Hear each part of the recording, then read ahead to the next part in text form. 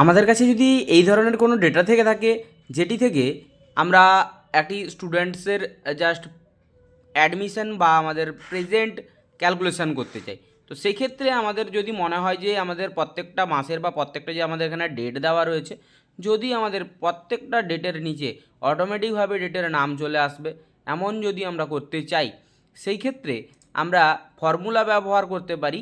সমান চিহ্ন দিব, সমান চিহ্ন দেওয়ার পরে লিখব টেক্সট, TEXT, এরপর ফার্স্ট ব্র্যাকেট শুরু করব, ভ্যালু দিব, যেহেতু এই ডেটটার উপরে আমাদের ডেটা আসতে বের করতে চাইছি, ভ্যালু দিয়ে দিলাম।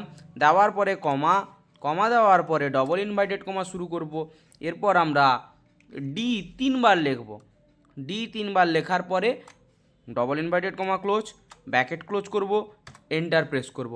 অটোমেটিকভাবেই আমাদের এখানে উত্তর চলে এসে সানডে। এরপর আমরা কি করব, প্রত্যেকটা যতটা পর্যন্ত আমাদের ডেটা ফিল আপ করা রয়েছে ততটা অংশ পর্যন্ত আমরা ড্র্যাগ করে নিব। অটোমেটিকভাবেই আমাদের কিন্তু প্রতিটি সেলের মধ্যে ডেটা চলে এসছে। এবার আমরা যদি চাই যে আমাদের যে সানডে লেখা রয়েছে বা মন্ডে লেখা রয়েছে কোনো একটা নির্দিষ্ট ডেকে হাইলাইট করতে, সেই ক্ষেত্রে আমরা টোটাল অংশটিকে সিলেকশন করে রাখবো। সিলেকশন করে রাখার পরে কন্ডিশনাল ফরম্যাটিংয়ে ক্লিক করব, হাইলাইট সেলস রুলসে ক্লিক করব, টেক্সট দ্যাট কন্টেন্ট অপশানে ক্লিক করব। ক্লিক করার পরে এইখানে আমরা নির্দিষ্ট ডেটার নাম লিখে দেবো, যেমন আমি উদাহরণস্বরূপ দিলাম মন্ডে।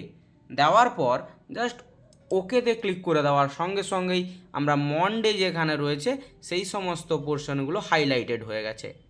আমাদের এই ধরনের ভিডিওগুলি দেখতে গেলে আমাদের চ্যানেলটিকে সাবস্ক্রাইব করুন এবং আমাদের ফেসবুক পেজটিকে ফলো করুন।